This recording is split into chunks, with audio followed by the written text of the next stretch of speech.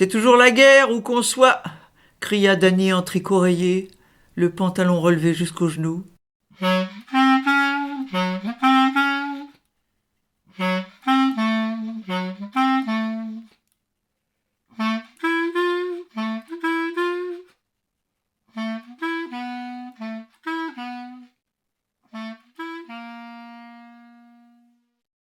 La revue Rue Saint-Ambroise et l'association Rue du Conservatoire vous proposent Récit 6 de Jean Quérol, nouvelle extraite des meilleures nouvelles du XXe siècle, parue aux éditions Rue Saint-Ambroise.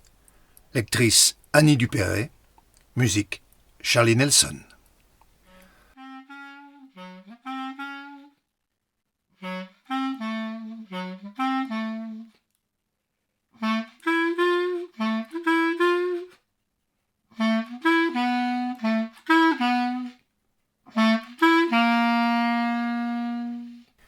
Le jour s'était levé, jaune d'or, mais le ciel encore capricieux laissait traîner des nuages pareils à des fumerolles. Les flots étaient plus berceurs que jamais, une large houle patiente, réservée, propre à la promenade en mer.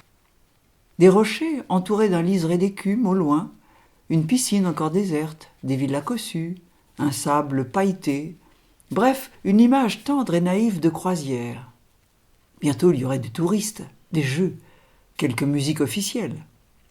On peut s'étendre sur une telle plage que les déchets d'algues n'ont pas abîmée, pareil à une coquille que le ressac rendrait d'une blancheur immaculée.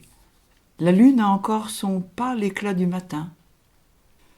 Le temps se radoucit. Il n'y a, dans les terres, que quelques rares mouettes, une buse qui surveille les jardins, des chats qui attendent l'ouverture des volets. Matin de charme, heure fraîche, le temps s'est calmé sur la mer qui cogne sur une épave d'avion.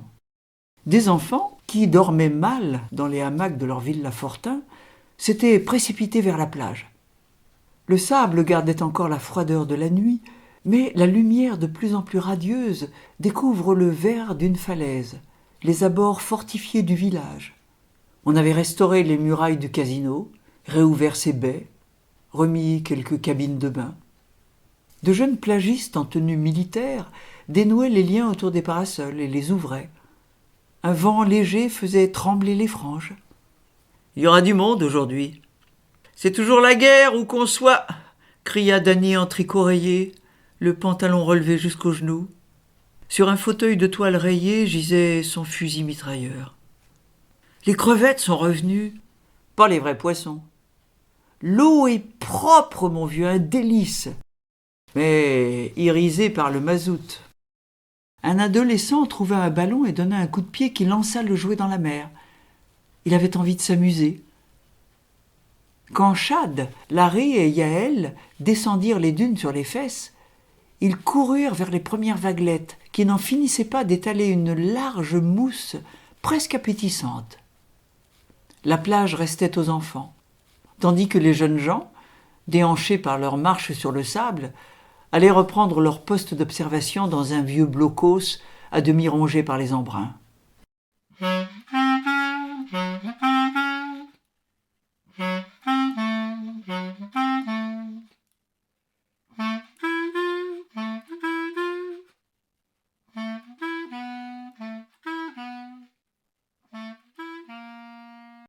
On entend des oiseaux, des espèces de crabes qui montent le long des troncs des palmiers bordant la plage, en lui donnant un faux air d'île du Pacifique, soyeuse, lisse.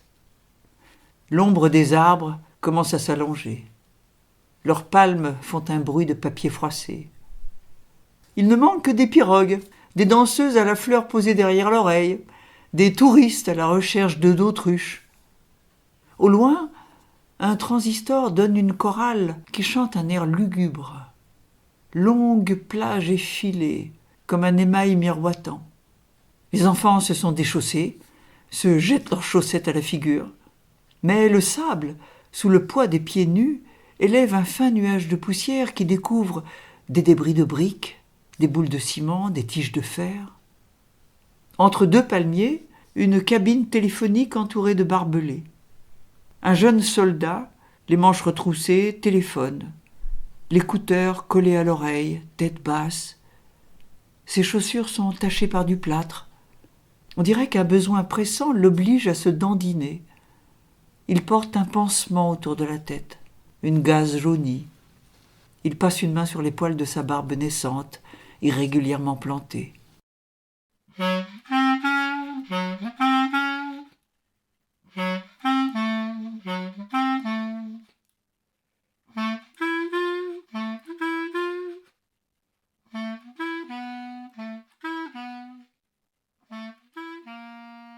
Chad a 13 ans. Son cousin Larry est plus jeune. La fillette, Yael, se tient mal sur ses jambes fluettes.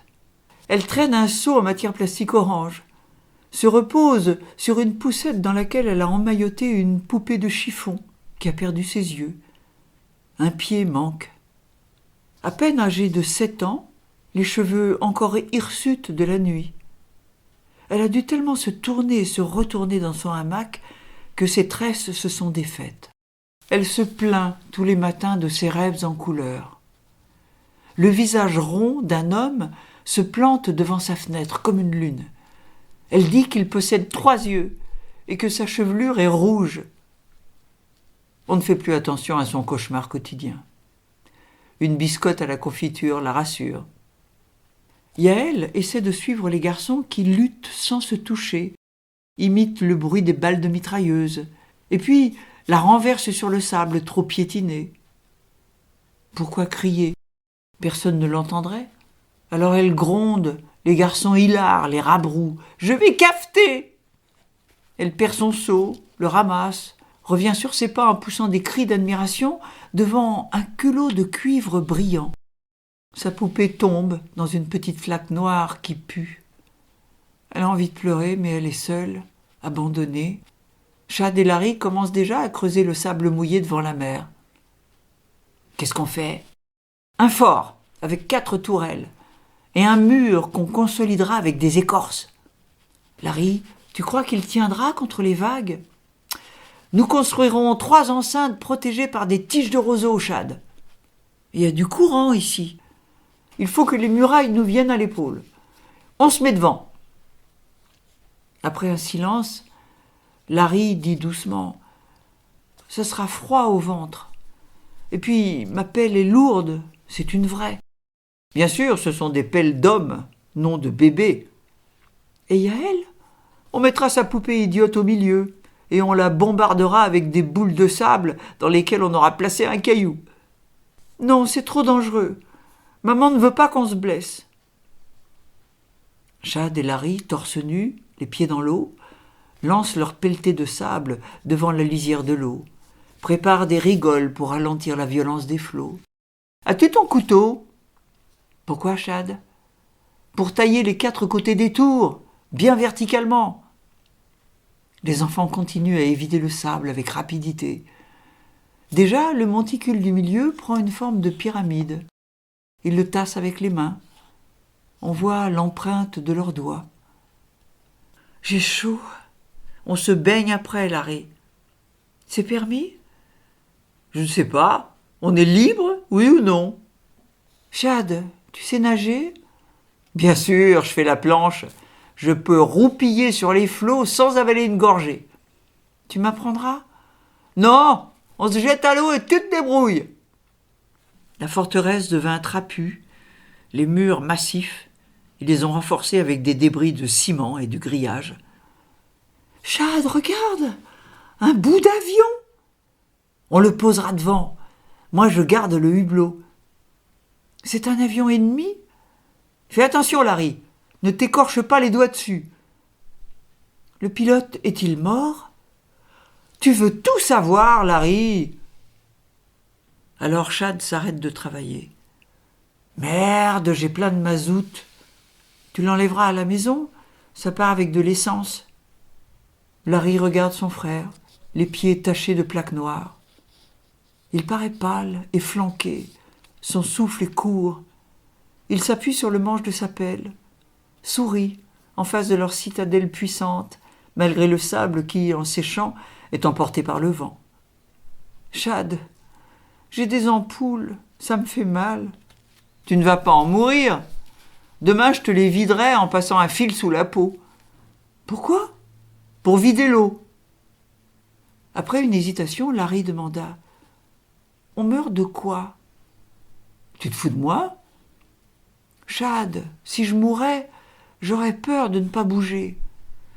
On ne meurt pas sur la mer, on se noie. » Le travail reprit avec plus d'acharnement. Des mouettes se posèrent à côté d'eux, trouant le sable de leur bec, cherchant des vers et de petits crustacés.